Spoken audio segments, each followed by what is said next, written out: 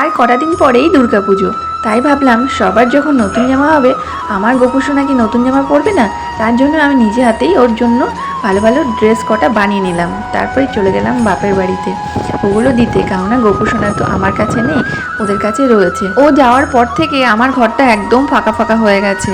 এবার বাড়ি গিয়ে দেখি পাশের ঘরে একটা উনুন বানিয়েছে, কাঠের উনুন, কিন্তু এখনও সেটা মা রান্না করেনি, এখনও ওইভাবেই পড়ে আছে, কিন্তু উনুনটা খুব সুন্দর হয়েছে।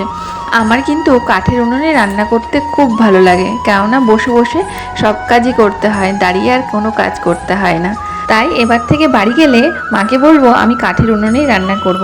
দেখো বাড়িতে আসার সময় মা বললো কটা গাছে বেগুন হয়েছে তুলে নিয়ে আয়, নিয়ে ওগুলো নিয়ে যা। কিন্তু দেখো গাছের বেগুনগুলো তুলতে আর ইচ্ছা করছে না, দেখতে কত ভালো লাগছে, গাছেই ভালো লাগছে। তো যাই হোক, মা বললো কটা তুলে বাড়িতে নিয়ে যা, তো তুলে নিলাম কটা বেগুন আর চলে গেলাম আমাদের মুরগির ফার্মে। এবারও বাড়ি গিয়ে শুনলাম দুটো মুরগি পালিয়ে গেছে, আর তার জন্য মা বাবাকে খুব বকা দিয়েছে, কেননা বাবার কাছ থেকে মুরগিগুলো সব পালিয়ে গেছিলো। আর এই দেখো যে ছোট ছোট মুরগিগুলো দেখেছো, এগুলো অনেকটাই বড় হয়ে গেছে।